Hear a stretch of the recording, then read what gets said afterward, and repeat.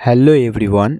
आज के इस वीडियो में हम बात करने वाले हैं केमिकल कोऑर्डिनेशन एंड इंटीग्रेशंस के क्वेश्चन सीरीज़ को, जिसका इंटरनली हमारा टॉपिक आज का होगा ह्यूमन एंडोक्राइन सिस्टम, जिसका इंटरनली हम टेस्टिस, ओवरी और उसके कुछ हार्मोन्स को देखेंगे एंड हार्ट और किडनी से रिलेटेड कुछ क्वेश्चंस को हम कवर करेंगे। ठीक है, तो इसके पहले वाले वीडियोज़ में हमने 61 तक के क्वेश्चंस को कवर किया था। अब हम 62 नंबर क्वेश्चन से कवर करेंगे। ठीक है, सो यहाँ 62 नंबर क्वेश्चंस कहा जा रहा है द लीडिंग सेल और डैश सेल, मतलब कि लीडिंग सेल के साथ एक और सेल होता है एंड इसके इंटरनली मतलब which are present in dash space, वो किस स्पेस में प्रेजेंट होते हैं उसका भी नाम आपको बताना पड़ेगा। And produced a group of hormones called androgens, तो उसके इंटरनली मतलब काफ़ी हार्मोन्स होते हैं जिसको एंड्रोजन्स के नाम से जानते हैं और मेनली डैश। ठीक है, मतलब किसके इंटरनली वो प्रोड्यूस्ड होते हैं। तो सबसे पहले लीडिंग सेल के साथ साथ एक इंटरस्टिशियल सेल होता है जो कि प्रेजेंट होता है कहाँ पे, इंटर सेलुलर पे। ठीक है, सॉरी इंटर सेलुलर या इंटर ट्यूबुलर बोल सकते हैं आप, दैट इज़ इंटर ट्यूबुलर।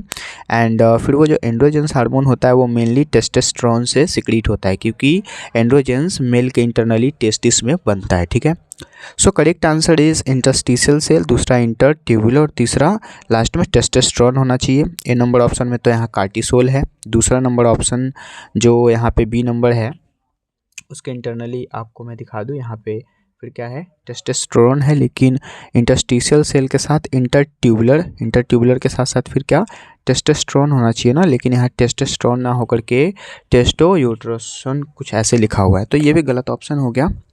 फिर सी नंबर हम ऑप्शन में देखेंगे इंटरस्टिशियल सेल, दूसरा इंटर ट्यूबुलर, तीसरा एलएच नहीं हो सकता एंड चौथा है इंटरस्टिशियल सेल, दूसरा है इंटर ट्यूबुलर और तीसरा टेस्टोस्टेरोन, तो ये करेक्ट हो जाएगा। ठीक है, उसके बाद फिर अगर हम नेक्स्ट क्वेश्चंस की बात करें, अगर नेक्स्ट क्वेश्चंस को देखें तो नेक्स्ट क्वेश्चंस है एंड्रोजन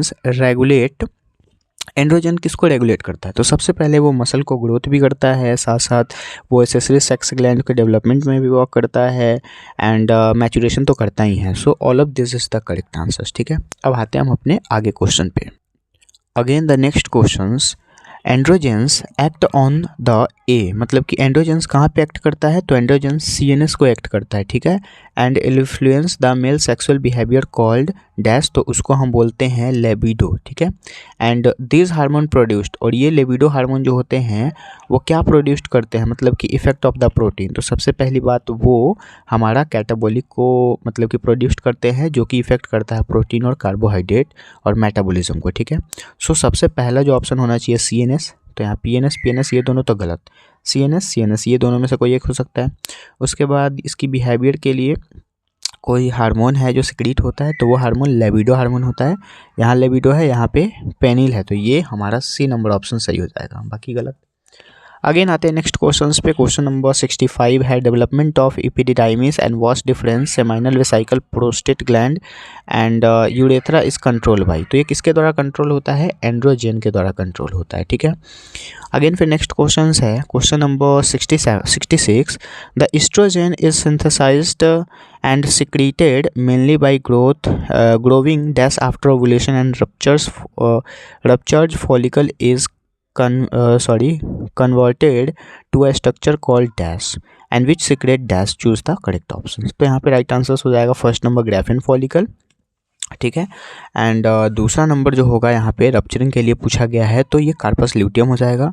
सो ग्राफिन फॉलिकल और यहाँ पे कार्पस ल्यूटियम। ठीक है, एंड लास्ट में फिर पूछा गया है कि फॉलिकल एंड विच सिक्रीट, और ये ग्राफिन फॉलिकल जो होता है वो क्या सिक्रीट करता है, तो प्रोजेस्टेरोन हार्मोन का सिक्रीट करता है, क्योंकि वो फीमेल के इंटरनली सिक्रीट होता है, इसीलिए ग्राफिन फॉलिकल का मतलब जहाँ पे फॉलिकुलर कन्वुलेट हो रहा है वहाँ पे, तो प्रोस्टेट ग्लैंड मतलब B is the correct answers, क्योंकि एस्ट्रोजन तो मेल में हो गया, ये गलत हो गया। अगेन आता है 67 नंबर क्वेश्चन पे। इस क्वेश्चन में कहा जा रहा है एस्ट्रोजन बताना, एस्ट्रोजन से रिलेटेड कुछ पूछ रहा है यहाँ पे। Stimulate the growth of ovarian follicle, बिल्कुल सही है, एस्ट्रोजन का वर्क होता है फीमेल के इंटरनली।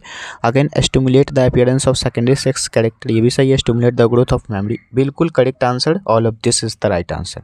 अगेन 68 नंबर प्रोजेस्टेरोन पूछ रहा है, प्रोजेस्टेरोन जो होगा वो किस में होगा, वो भी फीमेल के इंटरनली ही होगा। सपोर्ट द प्रेगनेंसी, बिल्कुल करेक्ट है, प्रेगनेंसी में भी ये काम आता है, क्योंकि प्रेगनेंसी के टाइम पे जो पेन हो रहा होता है उसको रिलीफ करने के लिए प्रोजेस्टेरोन हार्मोन सिक्रीट होता है। Again, act on the mammary gland and stimulate the formation of एल्बुलाई, यानी both A and B is the correct answers.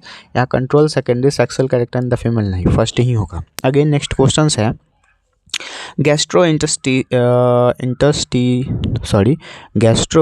Intestinal hormone are. Gastro intestinal hormone का क्या काम होता है, ये कहाँ पे होता है? तो सबसे पहले ये प्रोटीनियस होता है, प्रोटीनियस इन नेचर, मतलब कि प्रोटीन की तरह ये दिखने में होता है, स्टेरॉइडल इन नेचर नहीं हो सकता। नेचर पूछा जा रहा है ओनली, तो प्रोटीनिशियस, ठीक है। Again the next question 70 number question पूछा गया है। The 70 number question is atrial न्यूरेटिक factor, मतलब ANF is secreted by. ANF एक हार्मोन है जो कि सिक्रीट होता है हमारे हार्ट के इंटरनली, एंटीरियर वाल के हार्ट के इंटरनली। ओके, अगेन आते हैं question number 61। The 61 number question ANF का फुल फॉर्म तो अभी हमने बताया ही, atrial natriuretic factor, right. So atrial natriuretic factor is a hormone and which secreted by. So which is the secreted when BP is increase. अगर blood pressure increase होता है तब ये सिक्रीट होता है, या फिर ब्लड प्रेशर डिक्रीज होता है तब भी ये सिक्रीट होता है, या फिर वेसो डायलेशन अगर बहुत ज़्यादा कारण में आ जाता है तब भी ये सिक्रीट होना स्टार्ट होता है। मतलब all of this is the correct answers in the vasodilation process, right. Again फिर नेक्स्ट क्वेश्चन जेजी क्या होता है? Juxtaglomerular cell secreted. तो ये किसके द्वारा सिक्रीट होता है? सबसे पहली बात, इसमें ANF का कोई रोल नहीं है, तो इसको काट दीजिए। उसके बाद इरिथ्रोपोइटिन, बिल्कुल सही है, इरिथ्रोपोइटिन होगा। अगेन फिर क्या है? Renin, both PNC।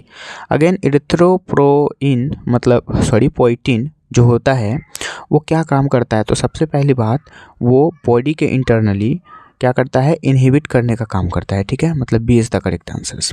अगेन आते हैं नेक्स्ट क्वेश्चन पे, क्वेश्चन नंबर 74 नंबर क्वेश्चन कहा जा रहा है gastrin act on dash gland. Gastrin जो होता है वो पैनक्रिएटिक ग्लैंड से ही एक्ट होता है, तो ये दोनों गैस्ट्रिक ग्लैंड काट दीजिए। उसके बाद फिर दूसरा नंबर ऑप्शन है and dash the secretion of HCl, मतलब कि HCl का सिक्रेशन अब कौन करता है? इन दोनों में से इनहिबिट्स कर सकता है कि स्टिमुलेट तो नहीं हो सकता। Inhibit is the correct answer, A is the correct answer. फिर तीसरा भी देख लेते हैं, HCl and C choose the correct answer, मतलब सिक्रीशन करना है तो HCl का सिक्रीशन करता है कौन? हमारा इनहिबिट्स, और साथ साथ ये प्रोटीएजेस का भी सिक्रीशन करता है, तो करेक्ट है। अगेन 75 नंबर क्वेश्चन कहा जा रहा है which hormone act on the exocrine part of pancreas and stimulate secretion of water and the bicarbonate ions. The right answer is CCK.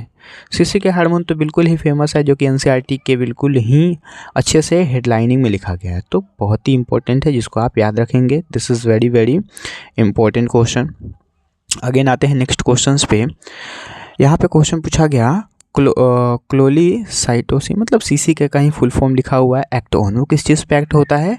Gall bladder पे और पेनक्रियास पे भी, मतलब कि बोथ A एंड B, ठीक है। दोनों का दोनों यहाँ पे करेक्ट हो जाएगा। अगेन फिर नेक्स्ट क्वेश्चंस देखते हैं GIP, मतलब कि गैस्ट्रिक इनहिबिटरी पेप्टाइड होता क्या है? तो ये सबसे पहले इनहिबिट करने का काम करता है गैस्ट्रिक सिक्रेशन के लिए और मोटिलिटी के लिए। A is the correct answers. Again फिर next questions, ANF has exactly opposite function to which of the following hormone, मतलब ANF जो होता है वो किसके जस्ट अपोजिट होता है, ठीक है। तो वो एल्डोस्टेरोन के जस्ट अपोजिट होता है, ठीक है। अगेन फिर हम नेक्स्ट क्वेश्चंस देखें, GIP हार्मोन जो होता है वो स्टिमुलेट करता है और रिलीज करता है किस चीज़ के? इंटरनली इंसुलिन, ठीक है। अगेन आते हैं फिर क्वेश्चन नंबर 18 पे। 18 नंबर क्वेश्चन में हमारा मैकेनिज्म ऑफ हार्मोन एक्शन से रिलेटेड काफ़ी ज़्यादा क्वेश्चन है, इसीलिए अगले वीडियोस में हम 80 से लेकर के 100 तक के क्वेश्चंस को कवर करेंगे। तो आई होप ये सारे के सारे क्वेश्चंस आपको काफ़ी अच्छे से समझ में आए होंगे। अगर कोई दिक्कत है तो आप कमेंट में मेरे से ये क्वेश्चंस के आंसर पूछ सकते हैं। बाकी हमारे चैनल पे आने के लिए बहुत बहुत धन्यवाद, और चैनल को सब्सक्राइब करें और अपने दोस्तों के साथ भी शेयर करें। Thank you.